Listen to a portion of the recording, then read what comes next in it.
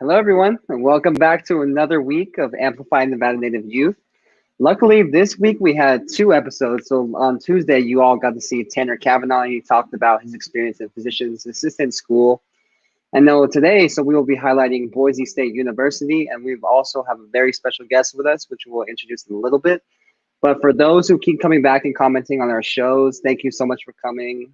Invite our page to youth who may be interested in college or different career opportunities. And yeah, thank you for coming for today. We have an amazing show in our hands. And so to introduce everybody for today, so we have today's hosts. So myself, Avery White, along with Ferdinand Romero. And so to introduce myself first a little bit, I'm a student at the University of Nevada, Reno. I'm studying political science and public health, and I have a minor in addiction treatment services. And I started working with Annie about a month ago, and ever since then, I just grew a passion for helping our youth and helping our youth attain different degrees and different career opportunities. And so, Ferdinand, would you like to introduce yourself? Joy Romero with the Nevada Department of Education. And like Avery said, we're excited to have you back every single week. And it's just great to be able to have amazing college students, professionals join us every single week. So thank you, and we look forward to hearing from our presenter today. Back to you, Avery. Cool, thank you, Ferdinand. And so now to introduce our special guest that we have for today. And so our guest is Marco Ovando. And Marco is Shoshone and Paiute, and he is from Oahe. And yeah, Marco, would you like to introduce yourself a little bit more? Yeah. Hi, everyone. My name is Marco Ovando. I am Shoshone and Paiute from the Duck Valley Indian Reservation up in northern Nevada, southern Idaho. I am 20 years old, and I'm currently a junior at Boise State University, majoring in political science, communications, with a minor in psychology and Canadian studies. Cool. Yeah, well, Marco, thank you for being on with us tonight. I'm excited to hear about Boise State. I don't really know much about it, but I honestly just know that there are rivals to Nevada. So I just know the sports side to it. But yeah, so we'll get a little bit into this. So why did you choose Boise State? What was it about the university that really attracted you to going there? Well, in the beginning, especially in my high school days, I never really considered Boise State. A lot of my family are alumni from Boise State, and they always raved about going to Boise State and telling me, you should go to Boise State, you should go. And the main reason was football tickets, obviously. But I went to the University of Nevada, Reno for one semester my freshman year, decided that the college experience there and the vibes of the city itself didn't really fit with what I was expecting. So I decided to look into other colleges to see if there's other to transfer out. And I just finally decided to settle on Boise State because one of my really close friends goes to Boise State right now. She's also from my hometown. So I started talking to her about how the process worked and what's it like and how does she experience Boise State from her perspective. So based on what I heard from there, from what I already knew from attending as a trio student in the past, I just decided, let's go with Boise State. I get in-state tuition, so let's try it. Cool. Yeah, we all love that in-state tuition. Yeah, it's such a great help just to have, like you said, you had people already at Boise, so you had that experience, and also trio. And that kind of brings up the programs that are connected with universities. So I know usually students don't really do this on their own, but were there any other resources that you used to get into Boise State, like trio? Kind of not really. I really heavily relied on trio just because I knew the program, I knew who operated the program, how they operated at the university level. So I really did my best to connect with them, and they could help me guide me into getting accepted into Boise State. It also really helped that one of my close cousins, Tanner Kavanaugh's wife, Bethany, was the former trio specialist for my high school. So she knew exactly what I needed to do to put my best foot forward to get in, and she was a really big help with that. Oh, okay, cool. Yeah, I love Bethany's amazing. I just wanted to say that real quick. So for those who don't know about TRIO, can you tell us a little bit about TRIO?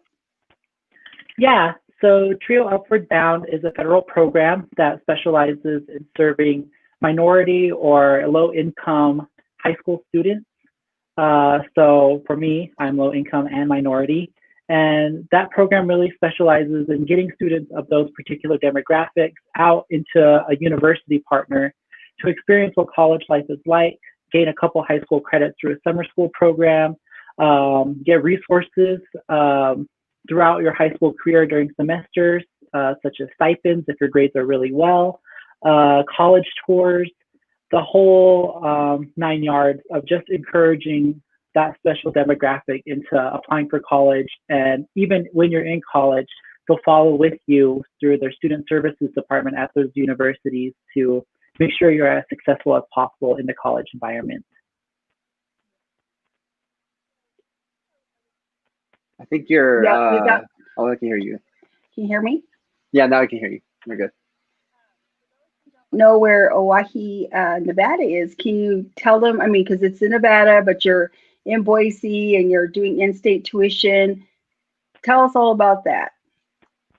My hometown, Oahe, Nevada, is right on the state line of Idaho and Nevada. It's about 100 miles north of Elko, Nevada, so northeastern Nevada, and 100 miles south of Mountain Home, Idaho, which is in southwest Idaho. We're a unique situation because our high school students, if you are enrolled with the tribe here, you get in-state tuition for both Nevada and Idaho. You just got to prove that you are an enrolled member of the tribe, and you get that in-state tuition. So with that, it really helps with the transition. Of applying to your school, Boise State? What was the question, Dina? Process of applying to Boise State? Yeah. So when you go onto the main homepage of Boise State site, there's this big blue button that says apply now. So I clicked it, and then it automatically sent me like an application that I could fill out manually without submitting it online. And the application's super easy, basic demographics, your high school transcript, all these sorts of things that really pretty much the basics of applying to any college. And then they also ask a couple character questions about your character, your morals, and why you think you feel best here at Boise State, and what do you bring to the table. And from there, their admissions offices look into it, and it's a pretty easy process. Mm-hmm. No, yeah. That's pretty cool that they have that resource for you to be able to do that manually. And I like that's interesting that they have that question about like whether this is for you.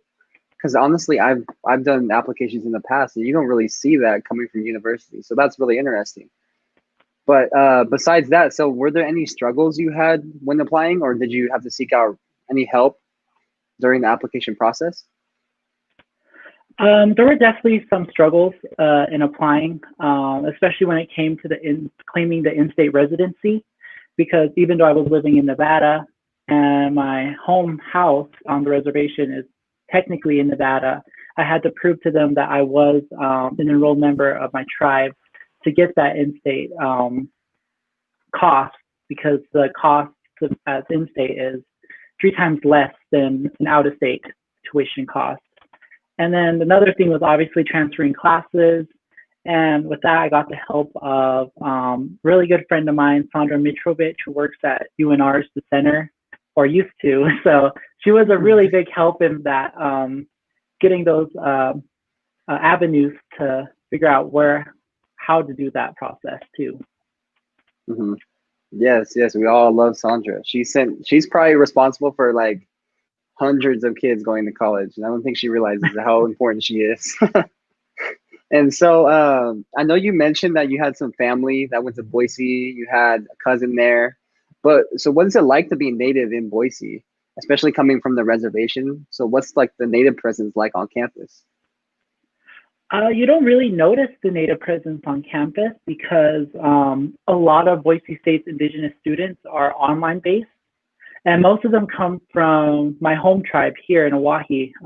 Everyone that I knew, I was going to school with my aunt and my uncle, who was the chairman of the tribe. They were taking online classes while I was on campus taking classes. So it was a really kind of weird dynamic of them doing the online aspect and me being on campus. And there's so many other people, Shoshone Bannock, Shoshone Paiute people, Nez Perce people, all kind of take those online classes away from campus. And there's just a handful of us on campus. But you really don't notice that you're the odd one out because everyone at Boise State is super accepting, super welcoming, super friendly, outgoing. So you really don't feel alone when you're on campus. Mm-hmm. No, yeah, that's very good to hear because, yeah, a lot of natives tend to feel sort of that isolation at some point during their college career. So, yeah, I mean, Boise being welcoming, I mean, for any students out there, feel free to go to Boise, check it out, see how it feels. But, yeah, like we said in the past, too, I mean, some things don't work out, like Marco said with UNR, but you never know when you might find your niche, and it's okay to transfer, too. So I'm sure there's a lot of, can you hear me okay? Yeah, I can hear you. So I know that a lot of times students feel isolated. Where were some cool places to hang out, or are places to hang out while you're in school? Or sort of a place where you connect to on campus?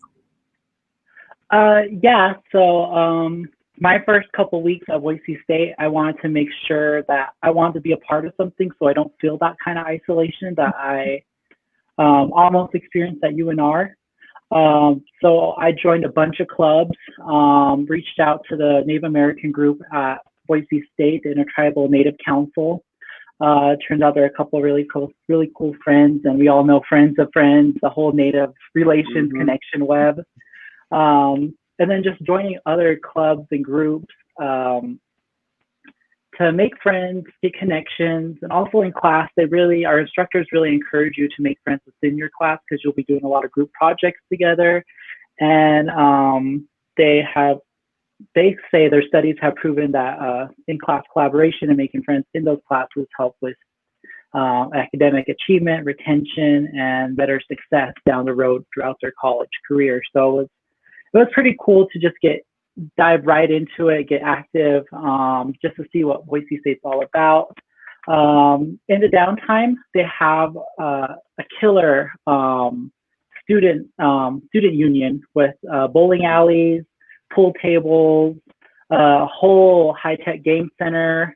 Then at our recreation center, we have several full-court basketball courts, indoor track, several Olympic-sized pools, lots of green space. Boise is really known for its green belt, and the green belt's right on campus, so you could just ride your bike right along the Boise River. A lot of areas to get out, enjoy the outdoors. There's always something outdoorsy in Boise. It really encourages you to get out there, make friends, and get outdoors and breathe in the fresh, I guess, Idaho air. And then, of course, sports is a great way to do that. Marco, are you sure you're not a recruiter? I know. As soon as I heard bowling alley, if I was like a senior in high school or like a junior, I'd be like, oh man, just like a bowling alley in general. Yeah, because that's where everyone used to go back in the day, to a bowling alley with their friends. But yeah, that's cool.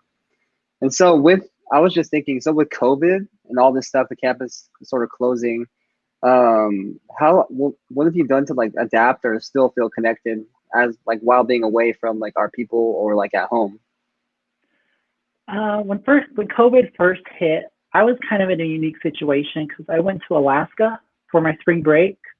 And then when COVID hit, they closed down campus and I didn't have really an incentive plus state mandates. So I was kind of in Alaska for about 2 months with my cousin, learning the whole online aspect of the college life. But it was easier for me than most people, most of my friends, because most of my classes were online because at the time I was planning on substitute teaching back here in Oahe while going to school in Boise for half of the week and then coming back and making sure my grandma was okay, still going and getting earning some money along the side. But now it's kind of different. Everyone's calling it Zoom University. So exactly what that is, you're going to classes virtually. We kind of pretty much adapted to the new ways of how it is. We finally figured out how to message individually instead of to the whole class. So we figured that aspect out. So things are getting easier and more adaptable as things go by. Boise State is still open. They are doing hybrid classes, in classes. They converted practically every room on campus into social distancing rooms. They have regular screenings, testing, and it's just a whole wild situation that's going on. So, and then it's also only limited to people with student ID. So if you have a student ID, you're welcome into any building. They'll just swipe your card and then you're in. So it's a really unique aspect on how things have been. When you drive into Boise and go to the university, it feels like it's summer because there's so little people there, and it's kind of eerie, especially now in the midst of fall, which is the prime football season. And Boise State's usually packed with cars ready to go in for a football game, but now it's just kind of eerie and quiet, and it's just kind of a new reality we just kind of had to accept. Mm-hmm. Yeah, we've all kind of had to endure that challenge, like you said, adapt. And that's wild to hear that you were kind of stuck in Alaska for a couple months after that too. But it might have been a positive, but yeah, who knows? But yeah, we've all had to endure the challenge of having to adapt to this COVID situation. But so far, like throughout your college career, what has been your biggest challenge and how did you overcome it? My biggest challenge was definitely time management. College recruiters will probably say that the whole time. Your biggest problem will be time management. And for me, it definitely was time management.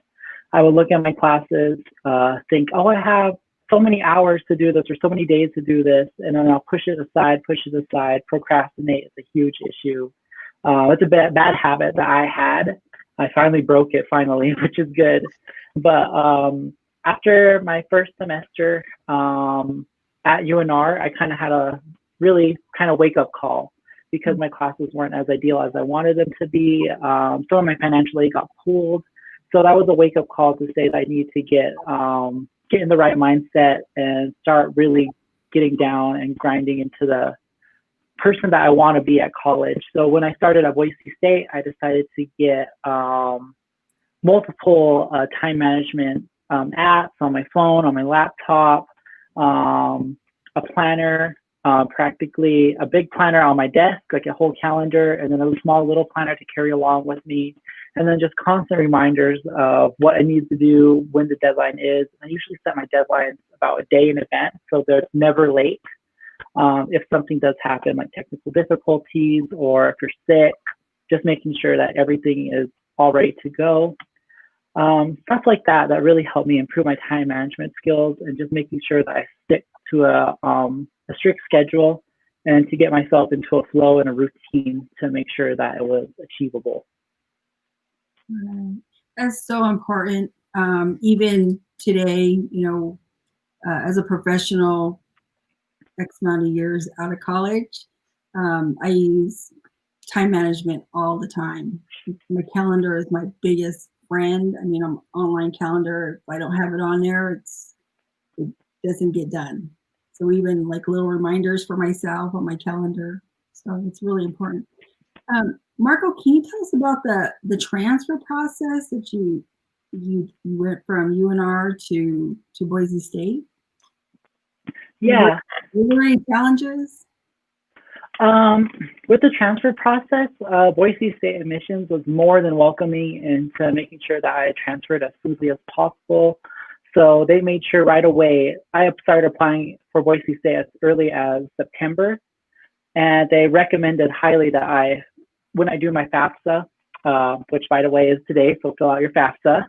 When I filled out my FAFSA, that I included Boise State on my list of colleges, so funding will go to Boise State with no problem for the next school year. They also made sure that any classes I had picked out were all lined up and ready to go. And then it was actually really easy. And I only had some minor pushback from the University of Nevada because they did not want to see me go. So they kind of withheld my classes a little bit from transferring over. But overall, they ultimately did it. And it was a really smooth transition. I did take a gap semester to focus on what I was doing at the time. But I kind of believe that gap semester really helped with the transition for me. Because if I just moved from Reno to Boise in a matter of weeks, that would have been a little more challenging. But with that semester transition, it was a lot smoother for me to adapt and get used to living back in Boise. Mm-hmm. I know you mentioned. Oh wait, go ahead, Frida. Oh, I was just going to ask. So, when you moved to Boise, did you live on campus or off campus? Just curious. When I moved to Boise, I was in an apartment complex. I was like mostly dedicated to student housing, college age kids, and right across the street from campus, down the road, through a little grove of trees, and we were surrounded by other apartment complexes, not on campus, but right next to campus. So it felt like you were just close enough to experience all of campus, but just far enough to experience what it's like living on your own in a city. Very good. Thank you. Yeah, cool. And that brings up, so for those unfamiliar with Boise, I mean, I know you already mentioned the campus and the bowling alley. That would have attracted me, but what other fun things are there to do in the city? And I know you mentioned hiking too, but yeah, anything other than that? Yeah, so in Boise, there is, like I said, the Greenbelt, which is like a 25-mile paved walkway, bikeway, all along the Boise River from this lake called Lucky Peak Reservoir that goes through the heart of downtown, up through a bunch of trees. You don't even know half the time where it is, and there's like deer everywhere.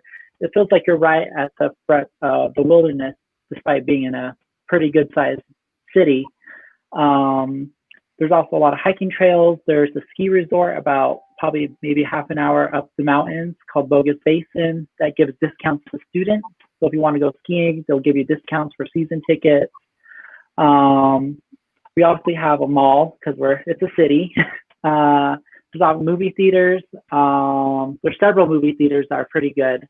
One downtown and one a couple miles away. We also have more higher end shopping too, such as the Meridian Village, and that has like all the fancy stuff like Anthropology. There's a Lush there. And then there's these really cool movie theaters where you could just like cozy into a seat. Food wise, there's a lot of food trucks that drive through downtown. There's always something to do. There's a hockey team in Boise, so during hockey season, you could go and watch them play. What else is there? And then in the summer times, it's obviously floating the river season. So you could float the river with a bunch of friends, and it's super fun, meet new people, try to avoid not hitting a branch or two. And then there's a whole bunch of other events like marathon running. It's the Idaho State Capitol, so there's always something legislative or political going on just down the road from the state capitol. And then just a lot of fun. And yeah, it's really cool. So, I know you kind of mentioned the food trucks, but I got to ask every time we're on and we have a really cool place, and I'm sure there's like a lot of really, mom and pop kind of joints there. What is the best food that's not a chain? Oh, wow. Your favorite, something that's like you can't get anywhere but Boise. Yeah. The best place that, especially late nights, it's the only one of the very few 24/7 Mexican restaurants. It's called Los Betos, and they have these amazing burritos that are probably as thick as this. That they can have anything from hot Cheetos to French fries to carne asada and steak. It's just a really good burrito that is always a go-to if you're like craving something but you're not too sure what. And since it's 24/7, it's a really good option, and that's like one of my go-tos in Boise. Yeah, we especially like college students, we love those 24/7 spots. Because like you never know. Like I remember there's times where I'd be at the library till like 3 o'clock or 2 in the morning. But it's like luckily Reno, I mean some places are open 24/7, but luckily there's a couple good spots that are open 24/7, and those are the best spots to go to, honestly. And I'm thankful for that too, because yeah, when it's 2 and 3 in the morning, you have like midway through a paper, like you need that power food. You need like the greasiest, like, well, actually I promote health, so you need something healthy. But I mean, you can take a break and have something greasy. So, but yeah, that's the best food. So I know we're sharing like some funny stuff right now, but what was your funniest or best memory that you had in college? Because I know a lot of times students don't really get to hear the real stories besides the technical stuff everything that happens in school. So what was like your best memory you've had so far, or your funniest memory? There's a lot of memories that I really hold dear and true to my heart that I really appreciate since I started my journey at Boise State. Probably the best one is probably with my friend who's also from here, Cree. She's also a Boise State student, but she lived in Boise at the time. We attended a volleyball game because we're part of the same fan club that gets in for any athletic event to cheer on. The whole motto is come early, get loud, stay late. So that's exactly what we did. And during this particular night, they were playing UNLV, and our team was absolutely crushing it in volleyball. I had a couple friends on the volleyball team, so it was a bunch of cheering, bunch of laughter. And then after that, we decided to go get this cookie called Chip, which is these giant, gooey, doughy, warm, amazing chocolate chip cookies that you could get only in Boise. And then we went up a trail called Table Rock, and it's pretty much a little plateau with that overlooks the entire Treasure Valley area. So Boise, Meridian, all those towns in that area. And it's just a really cool way that we ended the night, just chill, relax, talk, laugh, watch TikTok, the usual, and just sat up there and enjoyed what it really was, that we were living in Boise and just living the best life that we had. Mm-hmm. So cool. Yeah, I know you mentioned this before too, or you might have mentioned it, but since you were talking about sports, so are the student tickets free for all the stuff there, or you have to sign up or something? Yeah, with Boise State, every student gets a free ticket, or a discounted ticket, or actually they get a free ticket and then discounted tickets if they want to bring family members, especially for football games. So everyone goes for the football tickets, especially if it's like a good team that's playing, like Wyoming or San Diego State. So we'll always bring in those. That always brings in the crowds and the families together. And especially my family, they're always asking if I could buy them discounted tickets so they could go.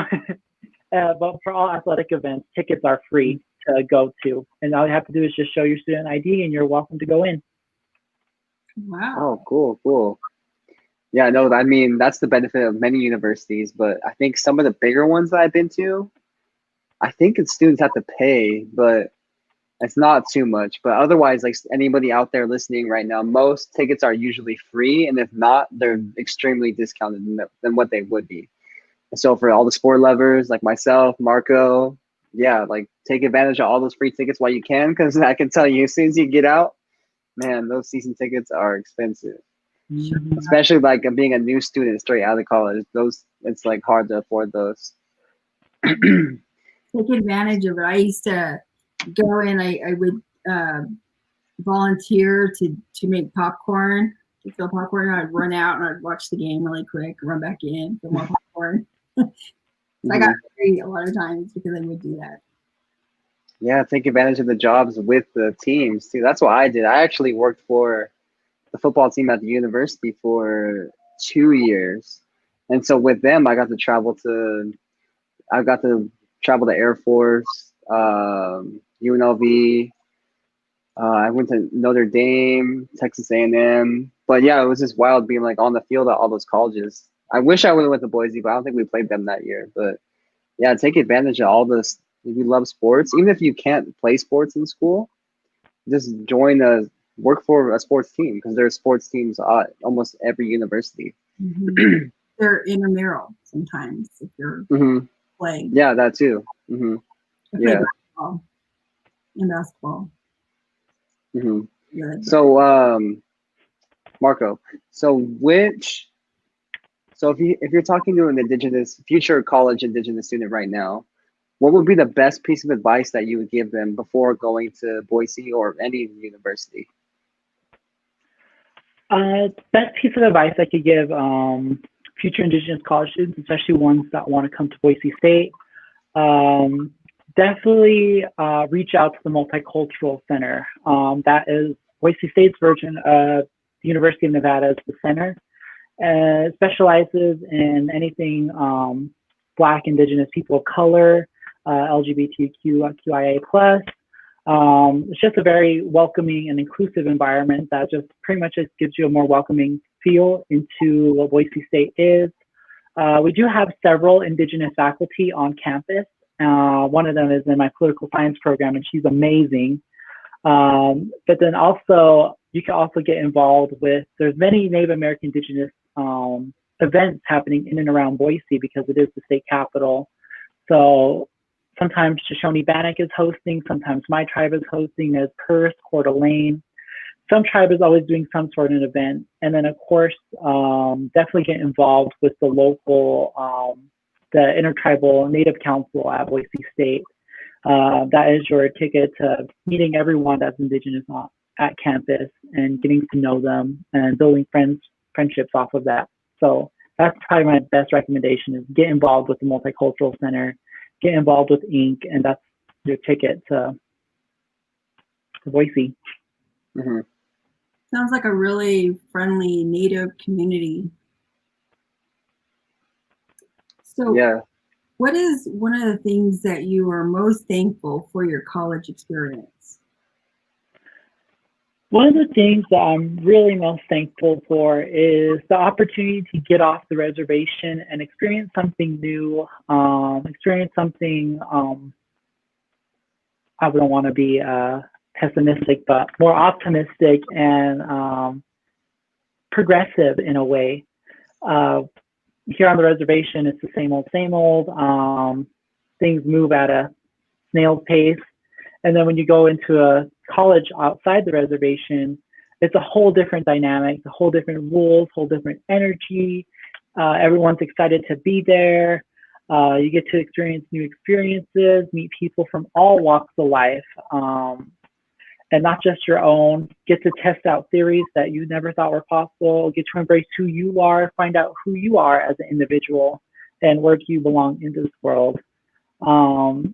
And I'm just really thankful for the opportunity that has given me by going off reservation to attend classes on campus and experiencing what it's like to be kind of, in a sense, a traditional college student, just getting those experiences. Right.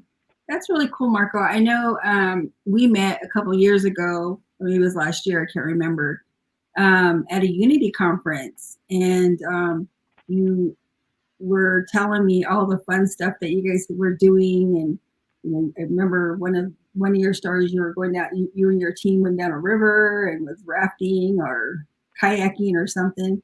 It sounds so fun.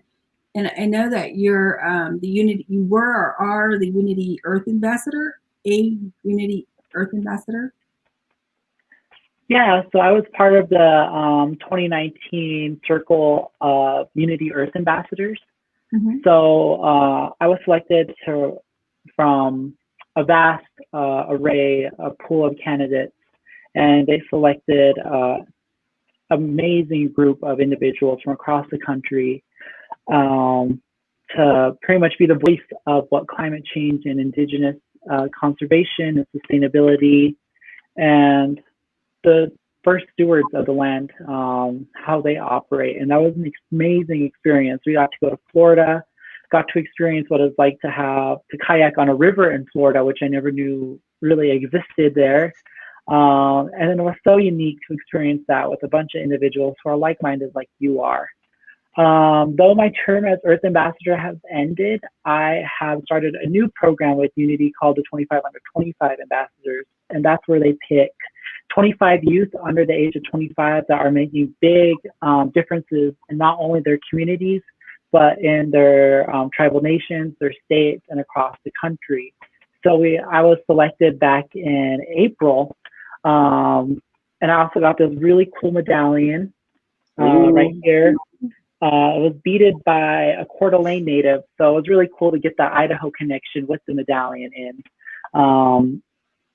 And that's pretty much just like representing that organization, that part of or program now with Unity. And it's been a really cool ride. With the program, I got to testify before Congress, experience talking one-on-one with Deb Hodlin, the first Native American woman elected to Congress, talked about issues we both deeply care about, and actually understood what it was like coming from a rural area with limited connections, especially when it comes to broadband and mental health. And then also being on several panels with, hold on. And several panels with just being involved with mental health. I got to do a panel 2 weeks ago with the Smithsonian Institute, National Museum of the American Indian, also talking about community healing, which is very critical, especially last month being National Suicide Prevention Month. So it's just a whole aspect and a whole different dynamic from the Earth Ambassadorship program, but it's still a very monumental program that when the time comes in 2 years, when they select the next pool of people, I highly encourage everyone to apply for it because it is a really phenomenal program that Unity provides. Mm-hmm. Well, we're really excited about Unity coming to Nevada and working with you a little bit more in the future. So I'm just so excited to have you on our program, and I just can't thank you enough. So I know we do have some questions from Facebook and YouTube. So you want to bring those up? Yeah, so our first question that we have is from Dwayne Reeder. And so his question's for you, Marco. So for some students who may not know, what is a gap year? And can you explain sort of what that gap year is? Yeah, and I thank Dwayne for the that question. A gap year is pretty much a gap year or semester is take time off from college, either at a semester or take a whole year off, where you could just pretty much on a variety of circumstances, could be family, could be financial, could be just because college is not right for you at that moment. It gives you time off to think about what you want to do, your next course of action. In my case, I took a gap semester because my duties in the program that I was with at the time increasingly occupied the time that I had that I couldn't focus on college as much as I would like to and get that full college experience. So I took a gap semester off and then to focus on that. And then also just to spend time closer with my family. I primarily grew up with my grandmother and she's getting up there in age. And so I just want to spend every moment with her to just enjoy it with her. So that's one of the main reasons why I took a gap semester off. But gap semester could be anything. And one of the really cool things is Boise State's now providing a program for people who are not too sure if they want to get in college yet. So they're calling it Bronco Gap Year or Gap Semester. So This program is 3 courseways that you can look at if you want to get involved with the health sciences, political science aspect, the engineering aspect. It gives you options that are not the full course load of college, but at the same time provides you with some college credits and some insight of if you want to continue with the program and get involved with it as a full-time student. And the gap year is really something cool because this is the first time I've seen any college or university do such a thing like this. So, yeah. No, yeah, the same here. That's really interesting, but also it really makes sense because there's a lot of students who just don't even know if college is for them, or maybe if they know if Boise is for them. So having that program it's perfect for those students. And that's a handful of students too that are probably in that program. So even myself, I know people almost every single student I've been friends with or befriended has thought of at one point during their college semester or college career of doing a gap year. So yeah, that's really cool that they have that program. Mm-hmm. And so one more question that we have is, so what are some of the best scholarship resources you have encountered while in school? Some of the best college related scholarship resources I have encountered, especially come from what I am ethnicity wise. I'm a Western Shoshone, so obviously I'm one of the members of the tribe signed on with the Nevada Gold Mines Corporation or joint venture that hands out these really generous scholarships to all Western Shoshone students who are going to college. And it doesn't have applied to just Nevada, but to any college that a Western Shoshone student is going to. And that has been one of the greatest scholarship resources that have helped me. But also something that's also provided at Boise State is there's this one application, just one application that you can apply for, and their algorithms based on that application will fit you with the best scholarships and automatically apply those scholarships for you. So if you get awarded, you get notified, and it's a really cool program. It takes the stress off of constantly looking at scholarships, constantly worrying about the financials of college, because when you're worrying about financials, you're not worried about your classes. Mm-hmm. So that's just the way Boise State does to alleviate that worry and give peace of mind that they're there for you to serve the student first. And yeah, that's a really cool thing, and it's right on the Boise State's main scholarship page. This scholarship application, fill it out, and it just does the work for you. Yeah, cool. Yeah, scholarships are extremely important. And then one thing I like to tell people too is that you can get paid. Like if you get more scholarships than that cover your tuition, that money goes back to you. So that's the coolest thing about scholarships. And that's one thing that you don't really see that much. But yeah, just apply to as many scholarships as you can, because yeah, if you want to have money or extra money in school, especially when it's tight, yeah, you get that scholarship money and you'll have the extra money in your pocket. So that's cool. Yeah. But, yeah. Yeah. Thank you, Marco, for joining us today. Thank you for taking the time out of your day to be on our show, tell our youth about school, Boise. I mean, yeah, if I would have heard this as a student, I would have been like, man, that's definitely on my list of potential schools. So yeah, thank you.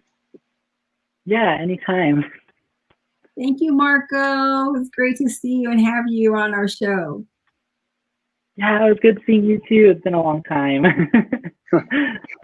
Cool. Well, so yeah, thank you everybody for enjoying our show tonight. Next week, we'll be featuring great Grand Canyon University. So if you're interested in Grand Canyon University, feel free to join our show Thursday at 6 p.m. Pacific time next week. We'll be right here. Share our page. If you know any youth, feel free to share our videos. We'll be featuring a little bit of information about Grand Canyon next week.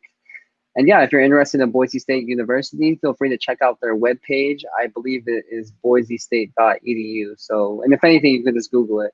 But yeah, it seems like they offer a lot of good programs for students, and especially those maybe considering gap years.